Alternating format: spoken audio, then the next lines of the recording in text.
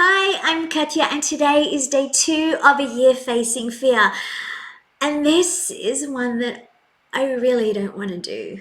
When I first started this challenge, or started thinking about this challenge, I thought, I would be facing fears like, driving next to the concrete barrier on the freeway, my fear of heights, putting myself forward for really big opportunities for, speaking circuits.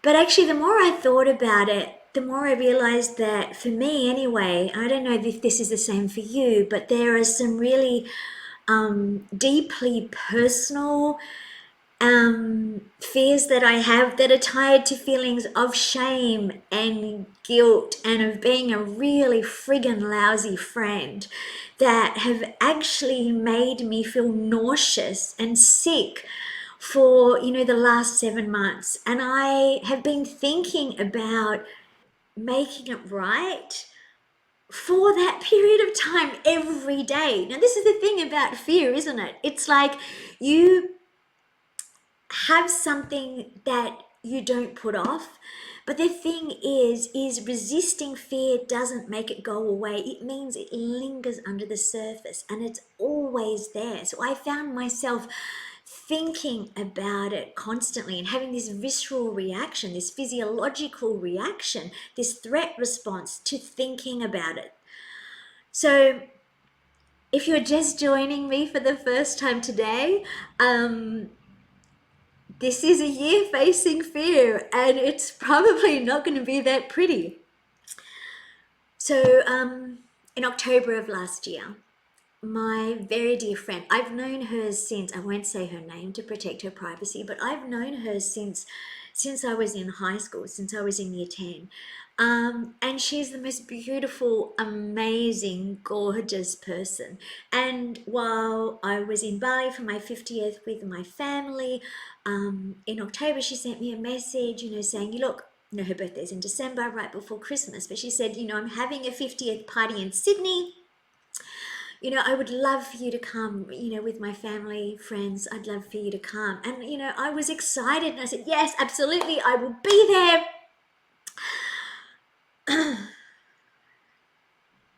And I meant it. But then I can make a million excuses. Things did not go well in Bali for a million different reasons. But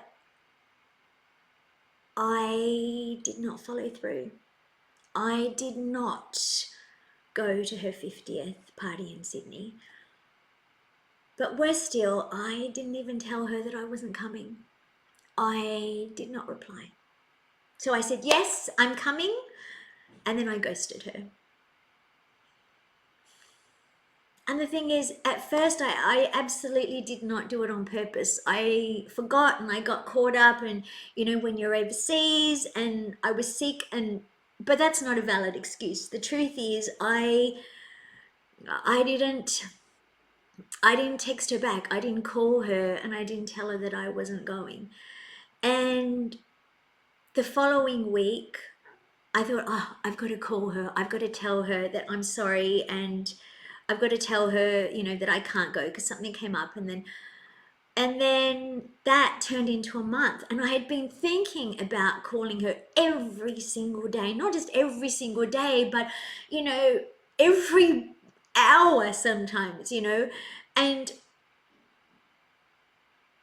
the fear that came up, not only that, the visceral reaction of, my stomach literally falling out, the knot, the tightness in my throat, feeling as though literally I couldn't breathe or couldn't speak. I was going to throw up. But, when I look deeper now that I have to make that call, it's like I feel ashamed.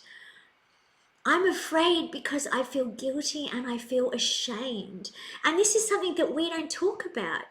Like on social media, one of the reasons I'm doing this is everyone's got this perfect life. My life is perfect. I don't feel fear. Of course we feel fear.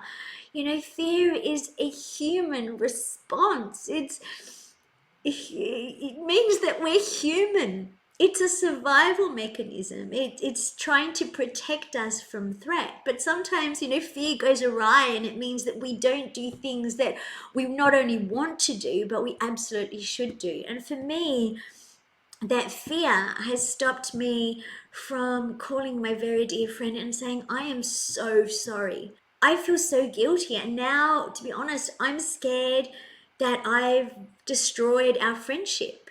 So I'm scared of the consequences now of firstly having to have a really difficult conversation, but I'm scared of what happens when we have it. Will she even answer the phone, or will it be like, I don't want to, that's fine, but we're not friends anymore.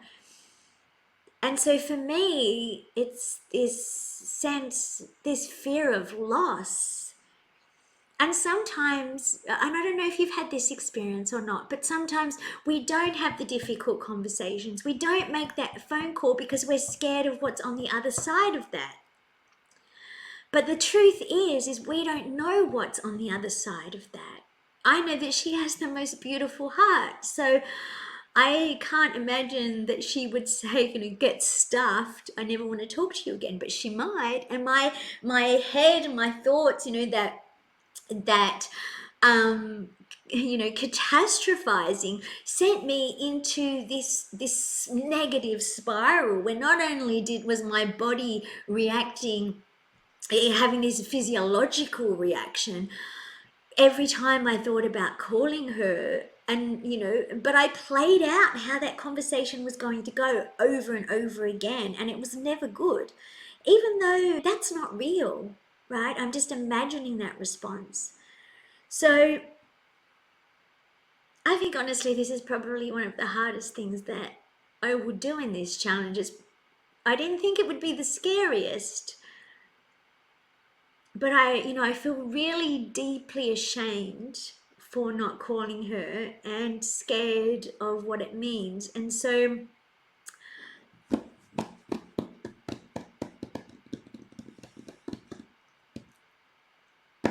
I haven't called right now. I'm scared. I don't know if any of you have had this experience before, but if you have, just leave a comment below. Anyway, I won't show this part probably, or I might just time lapse it. This is the thing about, a lot of people really suppress their emotions. And I'm quite emotional, and I grew up with a lot of you're too much, you're too emotional, but I think it's really important for us to talk about these things, because to normalize it, to normalize the feeling. The truth is that sometimes we don't do stuff because we're scared of the consequences, but just because we're scared doesn't mean we shouldn't do it. So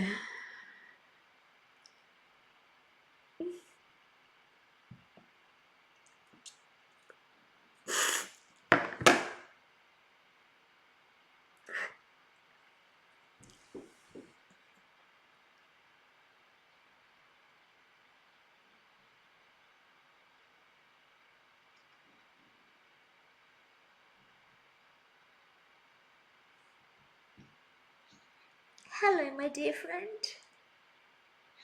I feel so bad because I forgot to text you back about your birthday. Because I forgot to text you back about your birthday.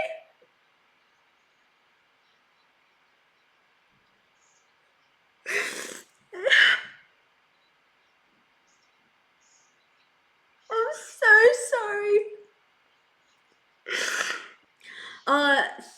Thank you so much. You don't understand. Like, I've been, I set myself a challenge. I'm doing this thing a year facing fear, and that was my biggest fear. Is so when what? Well, yeah, to say because I feel ashamed. Thank you, darling. Thank you. Yeah, I love you. Oh, bye, darling. I'll see you on Friday. Bye.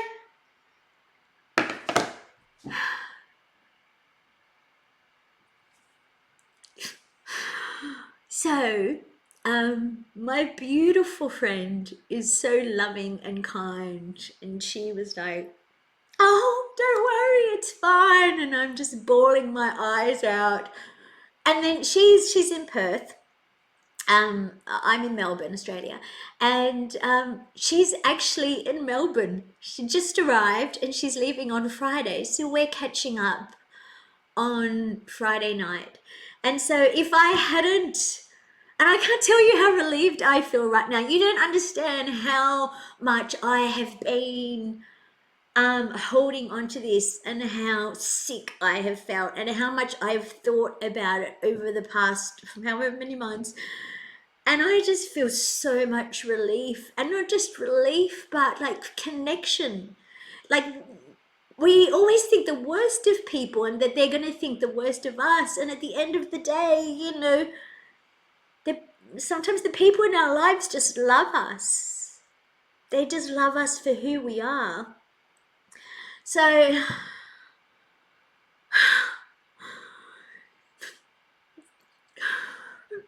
that feels so good. I'm just a blubbering mess now. But I promised you that I would keep it real and raw and the truth, right? Because this is our human experience. This is, we get one life on this planet, and we as humans have all these emotions. And, yes, we can choose to numb them and not feel them, but actually, when we choose to feel them, life is so much more colorful and vibrant and full of connection. Had I not made that call tonight, I would have missed out the opportunity of seeing my friend, who I haven't seen in, I don't know, like 10 years or maybe longer, who I love dearly. And I might have destroyed a relationship that means the world to me, simply because I was too freaking scared to say I made a mistake. You don't have to follow me for a year of fear, but if you have things in your life that, like me, big or small, that are holding you back, if you want to follow me along the journey, join me part of the way, then please comment below. Have you ever had this experience before? Are you avoiding having a really difficult conversation? Post below. Maybe we can work through it together. Or you can jump into the Facebook, can't even speak anymore, Facebook group, A Year Facing Fear. And in there, I'll talk a lot more about the science, the neuroscience, the neurobiology around fear, the fear circuitry, the threat response, things that we can do according to science to help us to face our fears, and also the importance of community, because research shows us that when we have that sense of connection, whether it's, through your friends, family, therapist, or even social media, where we're doing things together, where you feel supported through facing your fears, it actually makes it easier to face them and to put out that threat response for the ones that have been holding you back. So thank you so much for joining me today. I really appreciate you holding the space for me, and until I see you next time, I want to say that I believe in you, I see you, and you have got this.